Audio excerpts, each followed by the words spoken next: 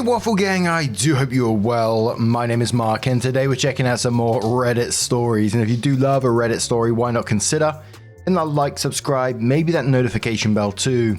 And let's crack on with today's first story. Much love, guys. Now today's first story comes from Schmettles, who says, "Am I the arsehole for telling my boyfriend to go F himself for telling me to drink my coffee in a particular way under his roof?"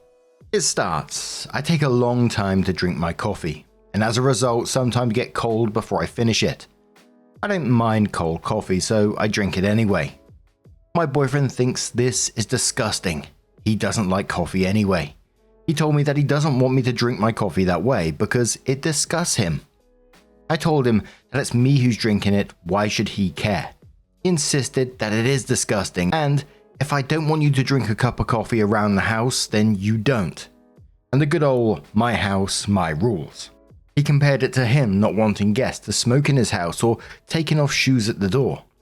However, I told him those examples are not comparable because secondhand smoke is still harmful and wearing dirty shoes in the house makes the floor dirty for everyone else's feet. How I drink a cup of coffee does neither. I lost my cool and told him to go F himself for being controlling. Am I the arsehole? And of course we have further information from OP when people was asking OP questions. Failed says, "Not the arsehole. Has he ever heard of iced coffee? Why are you living with him?" OP says, "I don't even live with him. We're in a long distance relationship and this is when I stayed with him in his parents' house over 2 weeks." So he done the my house, my rules whilst living in his parents' house. Okay then. Failed says, "He's showing you his true self. Believe him." Amamesica says, "Red flags, here, you drop these. Trying to control how you drink your coffee is a huge red flag. Definitely don't give in, but it'll only get worse from here. What you can eat and can't eat, what you can wear and can't wear, who you can and can't see, etc. Not the arsehole." And Miss America says, "The narcissist prayer. That didn't happen, and if it did, it wasn't that bad. And if it was, that's not a big deal. And if it is, it's not my fault. And if it was, I didn't mean it. And if I did, you deserved it. Red flag. I'm sorry you found it as a controlling act. Oh Lord." Opie added a mini update that same day and said, "I showed him the comments and he conveniently came up with the excuse. I'm sorry you found it as a controlling act. I said that because not being used to coffee, I can smell its odor. So I don't want the odor to spread around the house. I told him it's not a matter of me seeing it that way. He is being controlling and it's unacceptable. He keeps asking me to explain why, even though I feel like I have about 1,000,000 times. I said that I've explained enough and I'm not interested in talking until he takes responsibility." Starry Motley says, "Regarding your update, he's framing this as a matter of your opinion and pretending not to understand in order to avoid admitting what's obvious to everyone on this sub. This is because he already knows he's behaving badly and is doing it on purpose and wants to continue doing it because it benefits him. Big, big, big red flags. Please get away from him.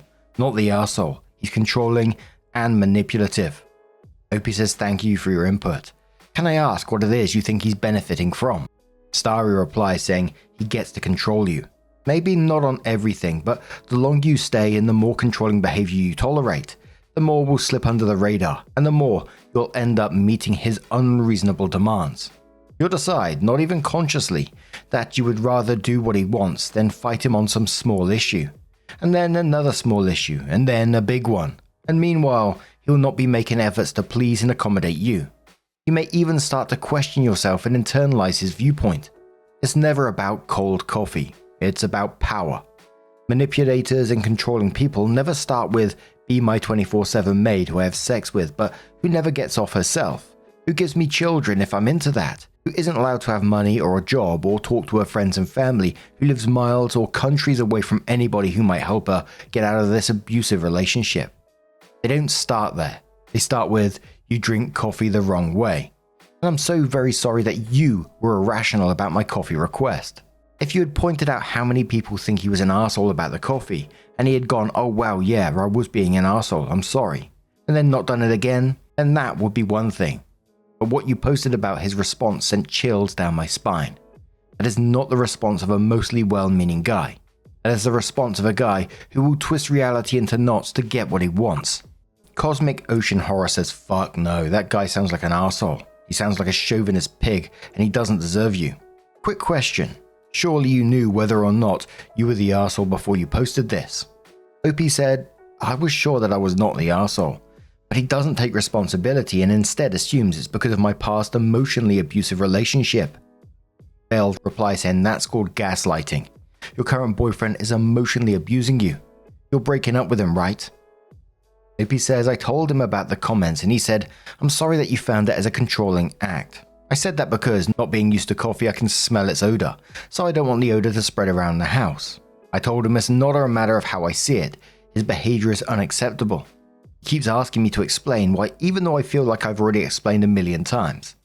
I eventually said that I'm not interested in talking until he takes full responsibility. He just said, I am deeply sorry. What I did was criticism over a small thing like drinking coffee, and I must have made you feel unaccepted and imperfect. Something like this should never become a constant dynamic in any relationship. I take full responsibility for what happened. What do I do? Failed says it's entirely up to you, but I can promise you this will not be the first or last time he does this.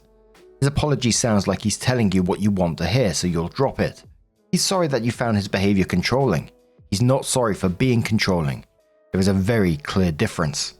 So OP came in to update the post and said, so someone posted on my boyfriend's social media page as a comment, now deleted in the original post. Unfortunately, my boyfriend still received some nasty messages, which was never meant to happen, regardless of who was at fault. If you are the person who did this, you are the arsehole big time. Why on earth would you do that? What if I was in a dangerous, abusive relationship? That could have put my life in danger. My boyfriend, even though I showed him the original post, while there were 6 comments, blamed me for this person's behavior and accused me of allowing cyberbullying. He also did not agree with any of the comments. I told him I understand why he's upset and that I am upset too, because I truly believed it was completely anonymous and I did all I could to remove the comment as soon as I saw it. He did not agree with any of the comments and said that I'm the one who's controlling. He also said that what I did is unforgivable as well as irresponsible and reckless.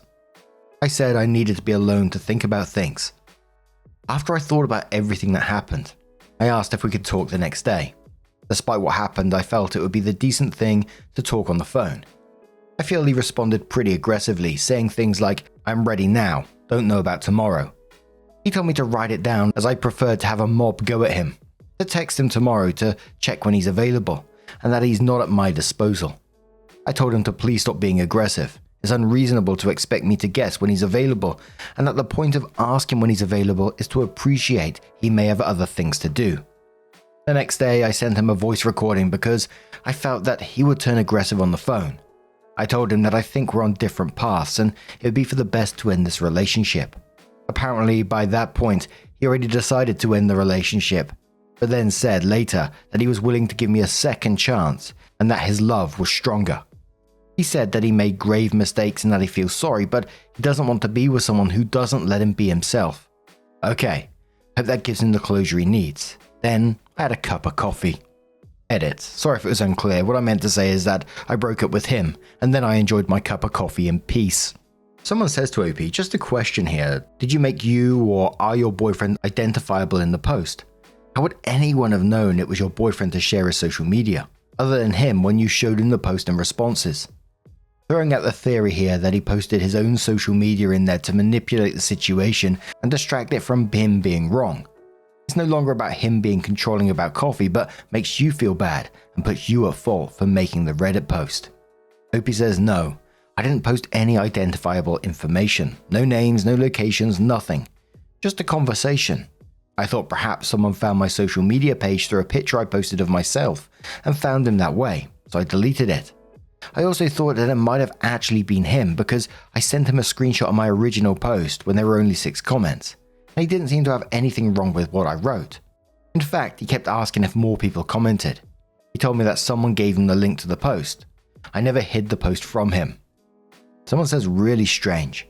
I think it was him to be honest, but Gao, I see in the comments you are now free to enjoy your lukewarm coffee in peace. OP says yeah, On second thoughts, I should have asked him to send me a screenshot of what messages he received. Thank you, I definitely did. The Chrissy says he definitely posted that shit himself. And the top comment said, my wife leaves her coffee until it's stone cold. I call her weird in a joking way. And I get the fuck on with my life because her drinking her coffee cold doesn't impact my life in the slightest. And I definitely feel like OP dodging an absolute bullet there, because if he's being controlling over coffee, like the comment said, it's going to be about something else further down the line. But what do you guys make of this situation? Let us know your thoughts down in the comments below, and let's move on to another story. Now, our next story comes from a throwaway account, and just to give you a warning, in case you do want to skip the story, there is mentions of miscarriage within the story. So as always, if you want to skip it, timestamps are down in the description and along the timeline below. It's titled, I, 34 male, found videos and pictures of my wife, 34 female, with another couple. How do I tell her I'm no longer comfortable being around the other couple? Also, this is a throwaway account, so I'm going to try and keep this as short as possible. My wife and I have been married now for just shy of 12 years. We met in college between her junior and senior years. During this time, I also met her close friends Brian and Chloe. They were high school sweethearts who are currently married and friends still with my wife and myself. I've been off work now for a week due to me accruing too many days leave. I had to burn some or I would lose them. School is about to start back up, so I figured I would clean the house and generally straighten up everything while the kids are still in summer camp and my wife is at work. While moving things into the attic on Tuesday, I stumbled across an old filing cabinet, like the small one you can put on a desk. Inside, I found a flash drive with a red heart colored on it. Now, I'll admit my curiosity got the best of me, and so I popped downstairs and threw it into the computer. Once I opened it up, there was only one folder titled Summer of Love. Looking in that folder, I found pictures and videos of my wife, Brian and Chloe, engaging in various sexual acts. Looking into it further, it was apparent that it was the summer we met. When my wife got home that evening, I couldn't hold it in and I just asked her about the Summer of Love. She immediately got defensive and saying that I broke her trust by going through her things. We got into a huge fight where I found out she had been their third for about 5 months or so, and it ended at the end of summer and our relationship looked like it was going strong. She says it was college. Me and her, weren't serious yet, and that I was making her feel bad for things that happened years in the past. I told her I wasn't very comfortable being friends with Brian and Chloe anymore. This only led to more fighting. So honestly right now I'm just kind of lost. I'm not comfortable seeing Brian and Chloe after seeing what I saw, but it's driving a wedge between me and my wife. I'm not sure if I should make it an ultimatum, like choose me or them. I have so many feelings. Am I wrong in the way that I just read that and that she was with OP while she was still sleeping with those two, so she was cheating on you? And there was a comment from OP who said, this may get lost in the comments, but I've seen a few people unsure if me and my wife were dating. First off, sorry, I'm obviously not in the best headspace right now, but let me clarify. I met her in June 2010. The relationship with Brian and Chloe ended in August when my wife returned to school after 5 months, so something like March is when it started. In regards to dating, I felt like by July we were definitely going strong and monogamous. Again, sorry for confusion. Eve says she cheated.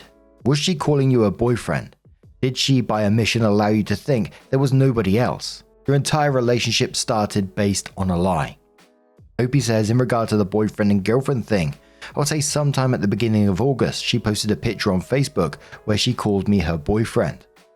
Bad Papa says if you became exclusive at the end of July, 28 example, and she broke it off with them in the beginning of August.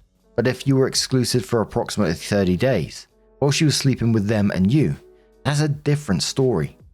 Opie says so I replied to another comment, and while I think we should have been exclusively together in July, she did post a Facebook picture acknowledging me as her boyfriend in the beginning of August. That relationship didn't end until the end of August. So then OP updated their post and says, so first off, I was kicked off relationship advice. I don't know why, but I kind of read their message and got off Reddit for a while. I don't know if I put this on Reddit, if I will catch a permanent Reddit ban, but oh well. So I called Brian about a day after my original post. I told him I knew about the Summer of Love. He was quiet for about a minute. He then began apologizing profusely. So here's what I know from Brian. In March 2010, my wife had not had the best dating experiences in college. Chloe and my wife began having a sexual relationship which Brian knew about. Eventually, in late April, Brian was invited into the mix. A whole summer of love video and photo session took place July 7th, 2010. They'd gone to a party the day before, and on the 7th, they all got drunk and high in my wife's apartment and decided to make the video. When my wife posted on Facebook in August acknowledging me as her boyfriend, Brian decided to no longer engage in the relationship. Chloe and my wife continued to engage in a sexual relationship until late September. At that time, my wife had found out she had been pregnant and had miscarried. She was about 2 months along. Until the miscarriage, she was apparently fully unaware she was even pregnant. At the time, on what I knew, she was having financial and grade issues as why she was so depressed during that time. What I know now is that it's not so sure if the child would have been mine or Brian's. This apparently sent them all into shock, and it was determined that it would be best to keep this a secret and to fully end all relationships. They haven't done anything since, and they want to keep it that way. That week, I was still off.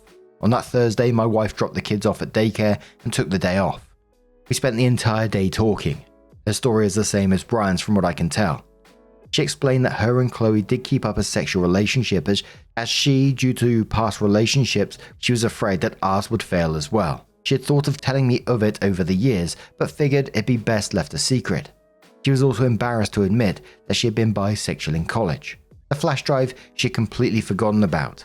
We have moved around 4 times since we've been married, so it's plausible.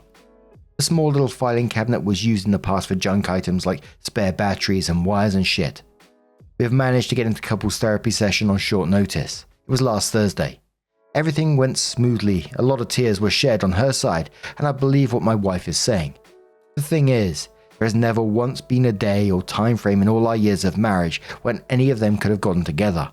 She has agreed to keep contact with Chloe to a bare minimum while we work through all this.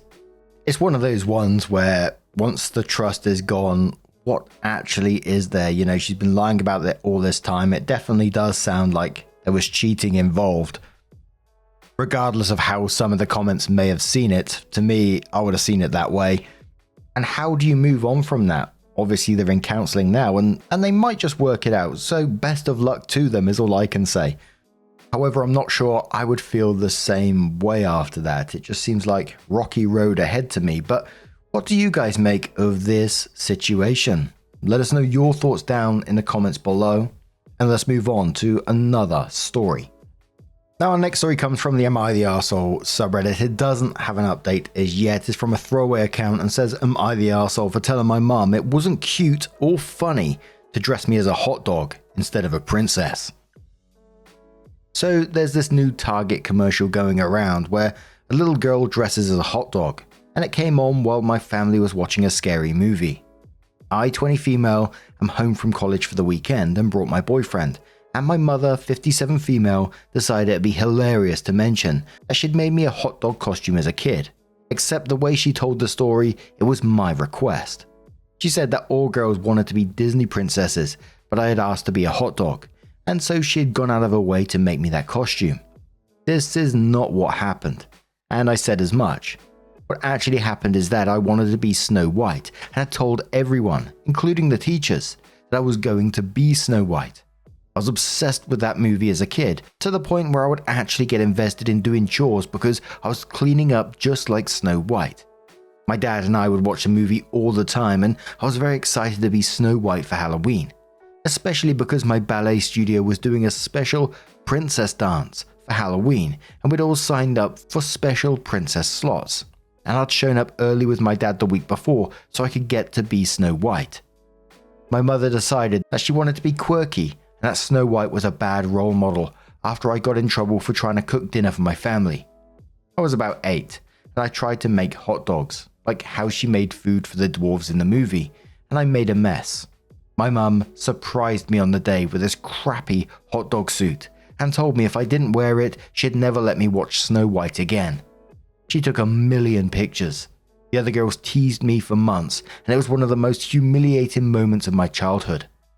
I told the real story, and mentioned that I got through the day by pretending that she was the evil queen making me dress in rags, but the rags happened to be a garbage meat costume.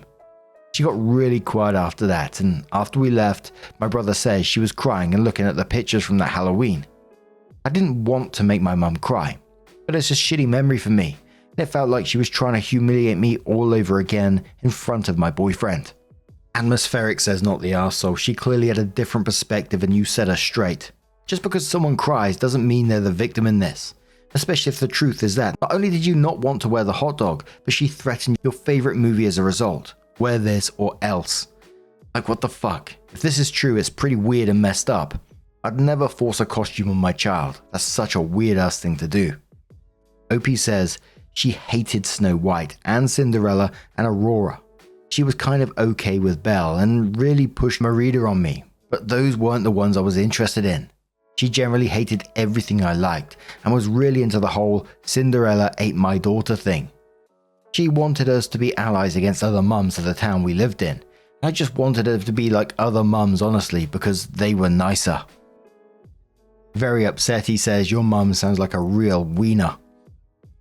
Low Balance says, I'd say let it go, but that would be hypocritical of me. So instead, make peace with your hot dog costume, but remember your mum for whitewashing the memory. My mum has a version of my childhood that did not happen at all. In my mum's version, it was all snowflakes, hugs, puppies, and unicorns, and that is not the reality I lived. I've since let it go, as to that's what she needs to remember, and that's okay. It's not reality, but it's okay that she wants to remember it that way. It doesn't change what really happened, and if she needs to remember it that way, that's fine. I don't let it impact me. That said, I do get the absolute outrage for, that's fucking not what happened. I just shrug and let it go because I decided I don't care. Opie says, in my mum's version, I hated the other girls in town as much as she hated the other women and wanted to be a weird kid because she wanted to be a weird mum who doesn't like housework or makeup or dresses. I learned makeup from a friend's mum. I learned basic house skills from YouTube. And I never had clothes I actually liked unless I asked her relatives for them for Christmas or my birthday. It sucked. But now I'm going to turn this one to you guys. What do you guys make of this situation? Let us know your thoughts down in the comments below. Now, just a huge thank you for being here today, getting involved in the stories. Your love, your support, your time always means the absolute world to me. So thank you so much. And hopefully I'll see you in the next one. Take care and much love.